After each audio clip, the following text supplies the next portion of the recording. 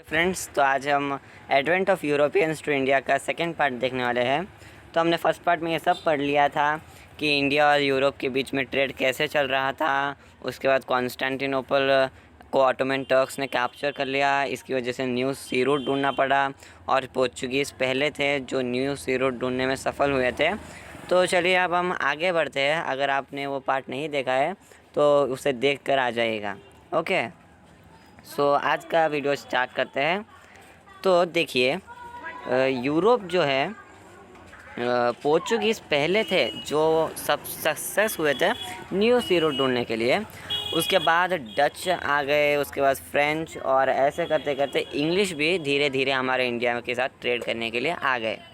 Okay, सो ऐसा कर कर ये चारों देश हमारे साथ व्यापार का संबंध शुरू करने लगे। ओके, इसकी वजह से इंडिया का हिस्ट्री बदल गया था। ओके, सो देखते हैं ऐसा क्या हुआ था, कैसे ट्रेड चल रहा था। ओके, सो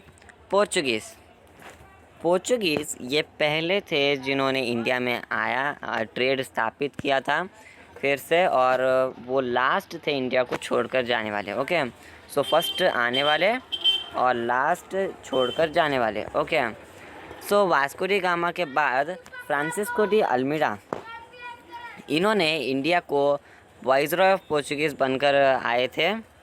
तो इसके बाद उन्होंने एक important policy, blue water policy, ये इंडिया में लागू किया था। ओके, इस पॉलिसी के अनुसार उन्होंने सी पर अपना अधिकार जमा लिया था।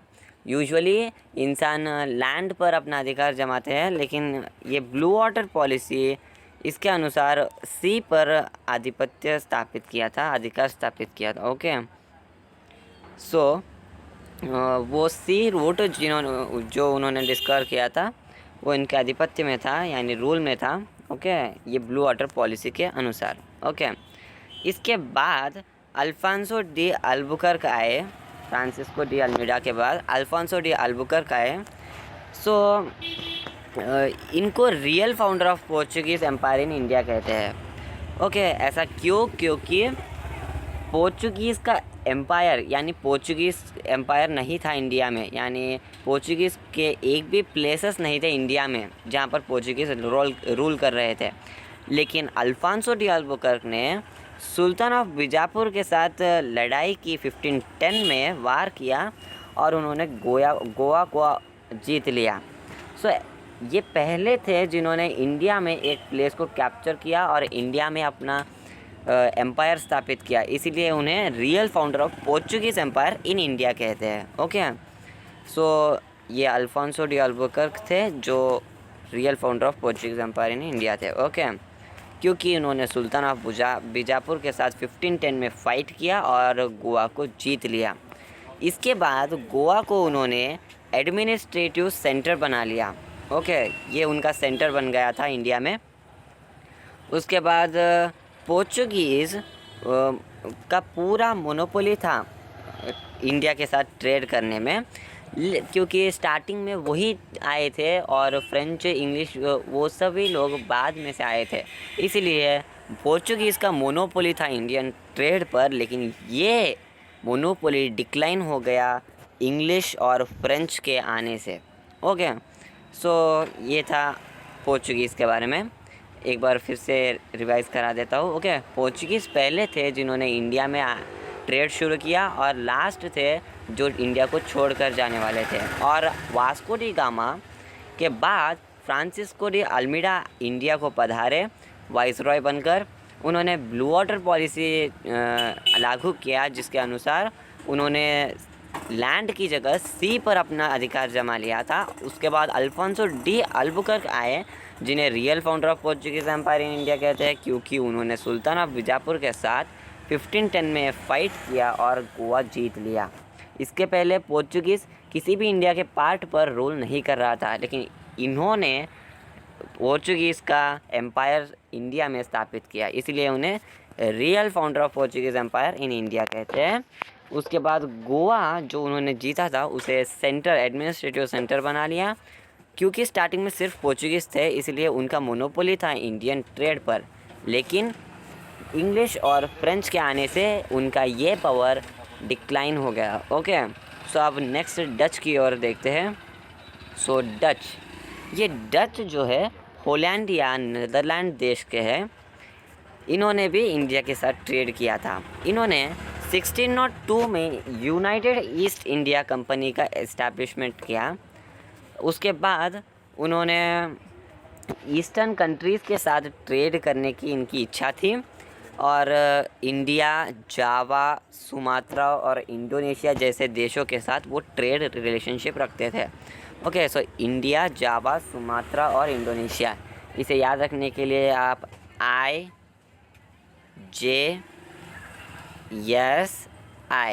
IJSI इसका भी मदद ले सकते हैं। ओके, सो ईस्टर्न कंट्री के साथ इनको ट्रेड करना था, जैसे कि इंडिया, जावा, सुमात्रा, इंडोनेशिया।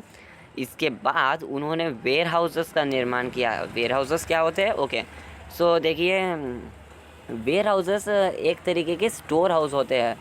यानी कि अब आप ट्रेड कर रहे हैं तो आपको मटेरियल स्टोर करने के लिए एक जगह होनी चाहिए। ओके, सो वो जगह ही यहाँ पर वेयर हाउस कहलाता है, या फिर स्टोर हाउस भी आप कह सकते हैं। ओके, सो उन्होंने सूरत, ब्रोच, काम्बे, कोच्चिन, नागपट्टनम, मसूलीपट्टनम और चिंसूर और दूसरे जगहों पर उन्होंने वेयर हाउसेस का निर्माण किया।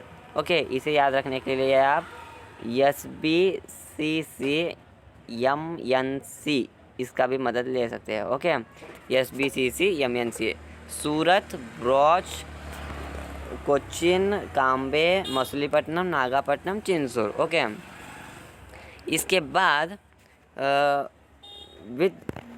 इसके बाद उन्होंने पोर्चुगीज़ का मोनोपोली को तोड़ दिया, क्योंकि पहले पोर्चुगीज़ अकेला था तो उनका मोनोपोली था इंडिया के ट्रेड पर, लेकिन डच के आने से उनका मोनोपोली टूट गया।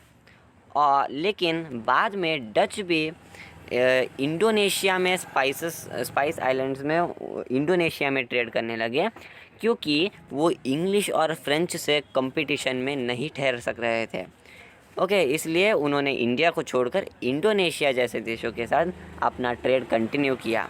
तो देखते हैं कि इंग्लिश और फ्रेंच के में क्या हुआ था। ओके, सो यहाँ पर देख सकते हैं आप, जैसे कि मैंने कहा था कि warehouse were the places for storing merchandise, huge walls were built around this warehouse to provide protection. Okay, so ये मैंने आपको ऑलरेडी बता दिया है। उन्हें स्टोर हाउस भी कहते हैं। उसके बाद हमने इंग्लिश या फिर ब्रिटिश भी कह सकते हैं आप। तो 31 दिसंबर 1600 में क्वीन एलिज़ाबेथ ने इनको ब्रिटिश वालों को ईस्ट इंडिया कंपनी और ईस्टर्न कंट्रीज़ के साथ ट्रेड करने के लिए 15 ईयर्स तक ट्रेड करने के लिए परमिशन दिया था। ओके, देखिए 31 दिसंबर में क्वीन एलिज़ाबेथ ने एक रॉयल चार्टर दिया, जिसके अनुसार ईस्ट इंडिया कंपनी, यानी कि ब्रिटिश की स्थापित की गई कंपनी का नाम है ईस्ट इंडिया कंपनी, वो 15 साल तक ईस्टर्न कंट्रीज़ के साथ ट्रेड कर सकते थे। इसकी परमिशन थी ईस्ट इंडिया कंपनी को, जो क्वीन एलिज़ाबेथ ने 31 दिसंबर 1616 में दिया था। ओके, इसके बाद कंपनी तो ये ईस्ट इंडिया कंपनी ब्रिटिश ने स्थापित किया हुआ कंपनी है। सो इन्होंने 1613 में ट्रेड करना शुरू किया। ओके, उन्हें परमिशन मिला था 1631 दिसंबर को क्वीन एलिज़ाबेथ से कि 15 साल तक ट्रेड कर सकते हैं।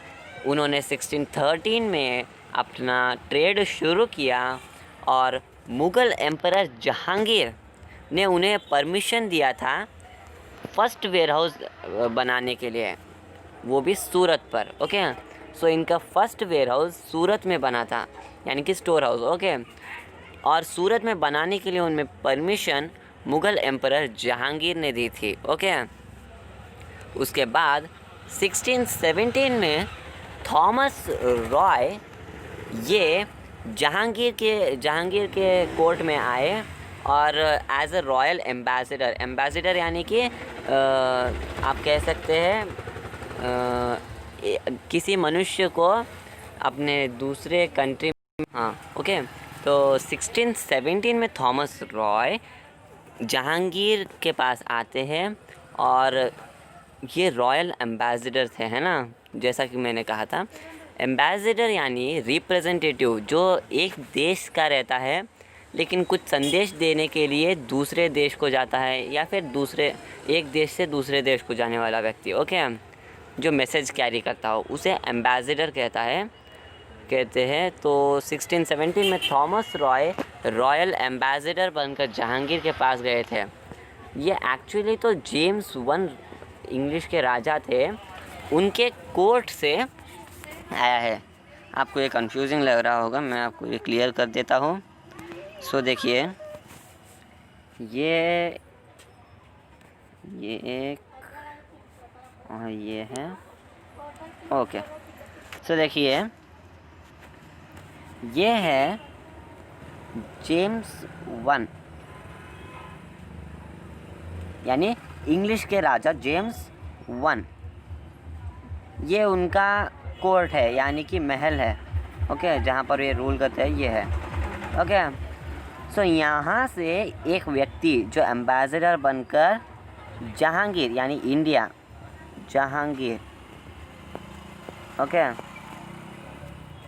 इनके पास आया, यानी जेम्स वन के कोर्ट से एक एम्बेसडर जिनका नाम है थॉमस रॉय, वो जहांगीर के पास आए और परमिशन मांगने लगे। किस चीज़ के? देखिए, उन्होंने परमिशन मांगा कि उन्हें फैक्ट्रीज एस्टैब्लिश करना था थोड़े और प्लेसेस में, ओके। तो यहाँ पर देखिए आप, Jahangir to establish factories in other places of Mughal empire, यानी मुग़ल एम्पायर में उन्हें थोड़े और जगह चाहिए थी जहाँ पर वो फैक्ट्रीज एस्टैब्लिश कर सके, ओके।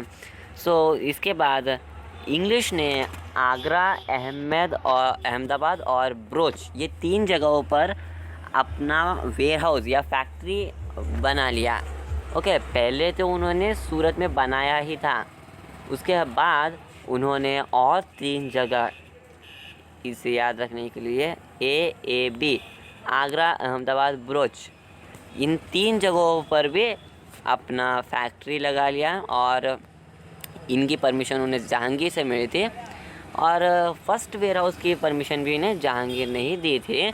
सो इसके बाद 1639 में देखिए, इंग्लिश ने मद्रास को ले लिया किंग ऑफ चंद्रगिरी से, okay. So king of Chandragiri rule कर रहे थे मद्रास पर, लेकिन इंग्लिश ने 1639 में मद्रास को छीन लिया फ्रॉम द चंद्रगिरी, ओके। सो इसके बाद उन्होंने मद्रास, ओके, उस जगह को कैप्चर करने के बाद उन्होंने वहाँ पर सेंट जॉर्ज फोर्ट का एस्टैब्लिशमेंट किया, okay, Saint George Fort, okay. इसके बाद चार्ल्स टू, जो प्रिंस ऑफ इंग्लैंड थे, इंग्लैंड के प्रिंस चार्ल्स सेकंड थे, इन्होंने बॉम्बे को रेंट पे दिया ब्रिटिश को, और किराया था 10 पाउंड्स, ओके। 10 पाउंड्स हर साल भरना पड़ता था ब्रिटिश को, और उन्हें मिल रहा था बॉम्बे, ये किराया था, ओके। सो उन्हें किराए पर चार्ल्स टू ने दिया था, जो प्रिंस ऑफ इंग्लैंड थे। और इसके बाद 1690 में देखिए आप, इंग्लिश ने 3 विलेजेस को ख़रीद लिया, जिनके नाम है सुतनौती, कलिकता, गोविंदपुरा। सो यस, के और जी, इन 3 विलेजेस को ब्रिटिश ने ख़रीद लिया। वो है सुतनौती, कलिकता और गोविंदपुरा, ओके। इन तीनों विलेजेस को ख़रीद लिया on the banks of Hooghly river, यानी ये हुगली रिवर, और यहाँ पर बैंक ऑफ हुगली रिवर, ये है बैंक ऑफ हुगली रिवर, और यहाँ पर है 3 विलेजेस, ओके। ये 1 विलेज, ये 2 विलेज, ये 3 विलेज, ओके। तो 3 विलेज थे। उसके बाद उन्होंने इन सभी को कैप्चर कर लिया,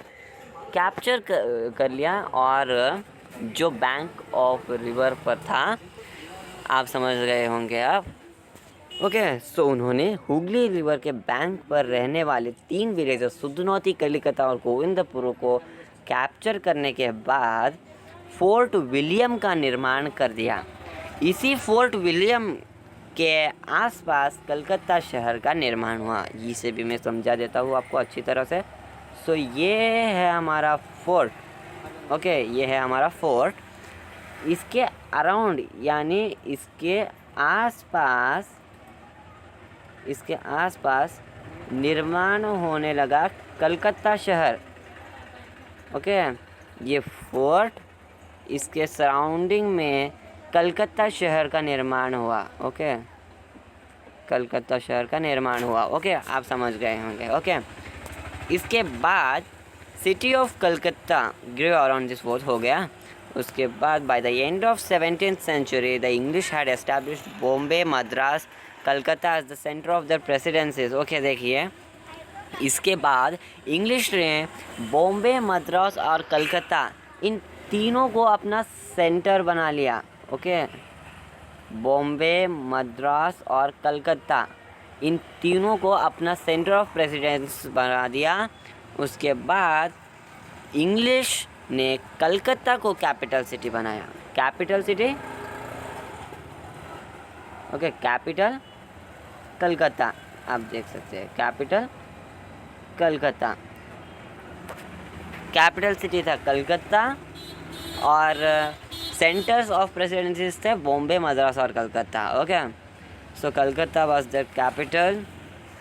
उसके बाद उन्होंने जो भी अपने एरिया थे कंट्रोल में, जैसे कि उन्होंने इन तीनों विलेजेस को ख़रीद लिया था और इन्होंने मद्रास को कैप्चर कर लिया था किंग ऑफ चंद्रगिरी से।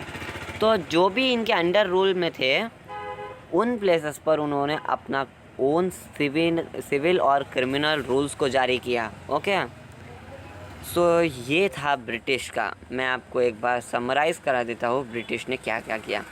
तो देखिए, सबसे पहले तो क्वीन एलिज़ाबेथ ने 31 दिसंबर 1600 में इन्हें परमिशन दिया था, ईस्ट इंडिया कंपनी को परमिशन दिया था कि वो ईस्टर्न कंट्रीज़ के साथ 15 साल तक ट्रेड कर सकते हैं। ओके, कंपनी ने 1613 में ट्रेड करना शुरू किया। मुग़ल एम्परर जहांगीर ने उन्हें परमिशन दिया कि वो अपना फर्स्ट वेयर हाउस सूरत में एस्टैब्लिश कर सकते हैं। उसके बाद 1617 में sir Thomas rice James one के कोर्ट से जहांगीर के पास आकर कुछ और प्लेसेस मांगते हैं, तो जहांगीर ने उन्हें आगरा, अहमद और बरोच ये 3 जगह दे दिए वेयर हाउस निर्माण के लिए। इसके बाद 1639 में इंग्लिश ने चंद्रगिरी के राजा किंग ऑफ चंद्रगिरी से मद्रास को छीन लिया और सेंट जॉर्ज फोर्ट का निर्माण किया।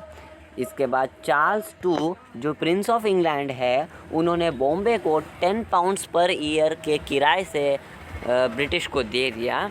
उसके बाद ब्रिटिश ने 3 विलेजेस को ख़रीद लिया, सुतनौती, कलिकता और गोविंदपुरा, जो हुगली रिवर के बैंक पर थे, और वहाँ पर उन्होंने निर्माण किया फोर्ट विलियम का। और उसी फोर्ट विलियम के आसपास कलकत्ता शहर का निर्माण हुआ। और 17th सेंचुरी के तक इंग्लिश ने बॉम्बे, मद्रास और कलकत्ता को अपना सेंटर ऑफ प्रेसिडेंसीज कर लिया था। उसके बाद उन्होंने कलकत्ता को अपना कैपिटल सिटी बना लिया और अपने जो कंट्रोल में है एरिया, वहाँ पर उनके खुद के ओन सिविल और क्रिमिनल रूल्स जारी किए गए। ओके, सो ये था ब्रिटिश। फ्रेंच, सो फ्रेंच ने फ्रेंच ईस्ट इंडिया कंपनी का निर्माण किया था 1664 में। ये भी अपना पहला फैक्ट्री सूरत में ही निर्माण कर चुकी थी। ओके, उसके बाद पहला फैक्ट्री सूरत में करने के बाद उन्होंने मछलीपट्टनम, चंद्रनगर, माहे, करेकल, कशिम बाजार, बालासोर, ये सब जगहों पर भी अपना फैक्ट्रीज का निर्माण कर लिया था। इसे भी आप MCMKCB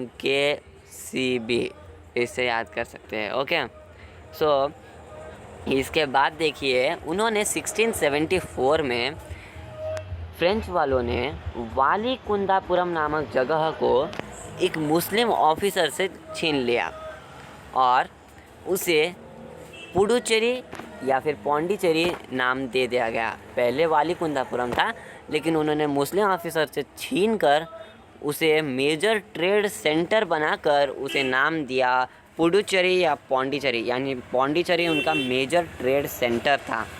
ड्यूप्लेक्स जो 1746 में आए थे as governor general of French, इन्होंने बहुत ही बड़े सपने देखे थे कि वो इंडिया पर अपना आधिपत्य या फिर रूल स्थापित करेंगे।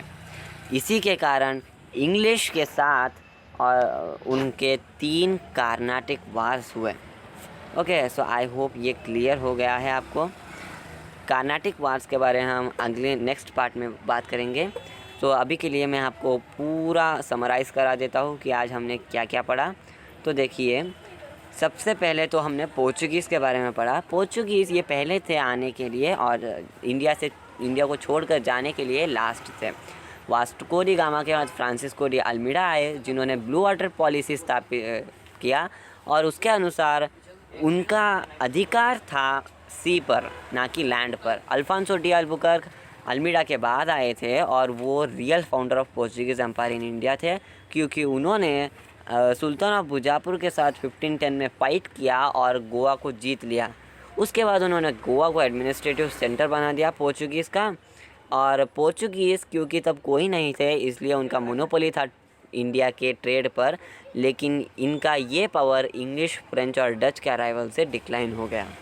डच ये होलैंड या नीदरलैंड से बिलोंग करते हैं। इन्होंने यूनाइटेड ईस्ट इंडिया कंपनी का निर्माण किया था 1602 में। इनका एम था कि वो ईस्टर्न कंट्रीज़ जैसे कि इंडिया, जावा, सुमात्रा और इंडोनेशिया के साथ ट्रेड चलाए।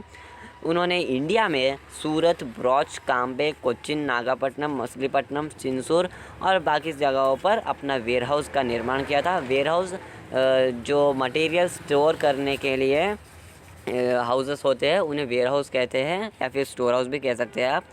ओके, इसके साथ डच के अराइवल के साथ पोर्चुगीज़ का मोनोपोली टूट गया, लेकिन बाद में डच को भी इंडोनेशिया से ही ट्रेड करना पड़ा, क्योंकि इंडिया में वो इंग्लिश और फ्रेंच से कंपटीशन नहीं लड़ सक रहे थे। ओके, उसके बाद हमने देखा इंग्लिश के बारे में। तो इंग्लिश 31 दिसंबर 1600 में क्वीन एलिज़ाबेथ ने इन्हें 15 वर्ष तक ईस्टर्न कंट्रीज़ के साथ ट्रेड करने के लिए परमिशन दिया था। उन्होंने अपना ट्रेड 1613 में शुरू किया। मुग़ल एम्परर जहांगीर ने उन्हें फर्स्ट वेयर हाउस सूरत में बनाने के लिए परमिशन दिया। 1617 में थॉमस राय जेम्स वन की कोर्ट से आकर जहांगीर से कुछ और जगह मांग लेते हैं जहां पर वो अपने फैक्ट्रीज लगा सके। तो उन्हें और 3 जगह मिल गए, जैसे वो है AAB, आगरा, अहमदाबाद, ब्रोच। उसके बाद 1639 में इंग्लिश ने किंग ऑफ चंद्रगिरी से मद्रास को छीन लिया और सेंट जॉर्ज फोर्ट का निर्माण कर दिया। चार्ल्स II ये प्रिंस ऑफ इंग्लैंड थे। इन्होंने बॉम्बे को 10 पाउंड पर ईयर के किराए से ब्रिटिश को दे दिया और 1690 में ब्रिटिश ने 3 विलेजेस को ख़रीद लिया। वो है सुतनौती, कलिकता और गोविंदपुरा। ओके, सो इसके बाद उन्होंने फोर्ट विलियम का निर्माण किया on the bank of Hooghly river और इसी के अराउंड निर्माण हुआ कलकत्ता शहर। इसके बाद उन्होंने बॉम्बे, मद्रास, कलकत्ता को अपना सेंटर ऑफ प्रेसिडेंसीज कर लिया। इंग्लिश ने कलकत्ता को कैपिटल कर दिया और उनके एरियाज़ जो उनके कंट्रोल में थे इंडिया में, वहाँ पर अपने ओन सिविल और क्रिमिनल रूल्स जारी किए गए। फ्रेंच इंडिया ईस्ट कंपनी को स्थापित किया 1664 में। फर्स्ट वेयर हाउस इनका भी सूरत में ही था इन द ईयर 1668। उसके बाद उन्होंने कुछ और जगह पर अपने फैक्ट्रीज लगाए, जैसे कि मछलीपट्टनम, चंद्रनगर, माहे, करिकल, कश्मीर बाज़ार, बालासोर, ऐसे जगहों पर। 1674 में फ्रेंच ने वालीकुंदापुरम नामक जगह को एक मुस्लिम ऑफिसर से छीन लिया और उसे नाम दिया पुडुचेरी या पौंडीचेरी, जो उनका मेजर ट्रेड सेंटर था। ड्यूप्लेक्स जो 1746 में गवर्नर जनरल ऑफ फ्रेंच बनकर आए थे, इन्होंने बहुत ही बड़े सपने देखे थे कि फ्रेंच अपना पावर स्थापित करेगा साउथ इंडिया में। ओके, इसी के कारण 3 कर्नाटिक वार हुए, जो हम अगले पार्ट में देखने वाले हैं। सो वीडियो देखने के लिए थैंक्स दोस्तों। अगर वीडियो अच्छा लगा तो मेरे चैनल को सब्सक्राइब और वीडियो को लाइक करना बिल्कुल ना भूलें। Thank you.